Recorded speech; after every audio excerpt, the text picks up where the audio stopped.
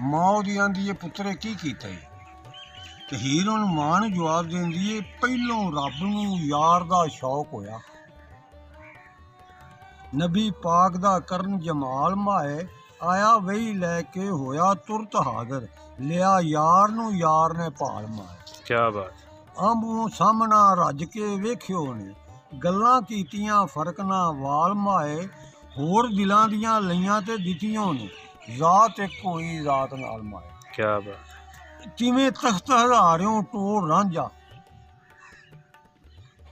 ਕਿਵੇਂ ਤਖਤ ਹਜ਼ਾਰਿਓਂ ਟੋਰ ਰਾਂਝਾ, ਰੱਬ ਮੇਲਿਆ ਜੰਗ ਸਿਆਲ ਮਾਏ, ਪੰਜਾਂ ਪੀਰਾਂ ਦਿੱਤਾ ਰਾਂਝਾ ਰੱਬ ਕੋਲੋਂ, ਝੋਲੀ ਹੀਰ ਪਾਇਆ ਖੁਸ਼ੀ ਨਾਲ ਮਾਏ। ਕਿਆ ਬਾਤ ਹੈ ਜੀ, ਕਿਆ ਬਾਤ। ਸੱਦਾ ਯਾਰ ਦਾ ਖਾਸ ਮਹਿਰਾਜ ਮੇਰਾ, ਬੇਲੇ ਵਿੱਚ ਹੁੰਦਾ ਚਾਕ ਨਾਲ ਮਾਏ, ਬੇਲੇ ਜਾਮ ਨੂੰ ਮੂਲ ਨਾ ਮੁੜਾਂਗੀ ਮੈਂ, ਤੋੜੇ ਖੂਹ ਅੰਦਰ ਘੱਟ ਗਾਲ ਮਾਏ।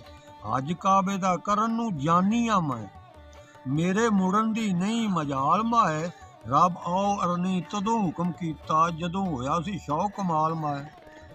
ਮੇਲ ਯਾਰ ਦਾ ਨਾ ਮਹਿਰਾਜ ਹੋਇਆ, ਫੋਲ ਵੇ ਕੁਰਾਨ ਦੀ ਫਾਲ ਮਾਏ, ਰਾਂਝੇ ਹੀਰ ਦੇ ਵਿੱਚ ਨਹੀਂ ਵਿਥ ਕੋਈ, ਇਸ ਗੱਲ ਨੂੰ ਸੋਚ ਸੰਭਾਲ ਮਾਏ।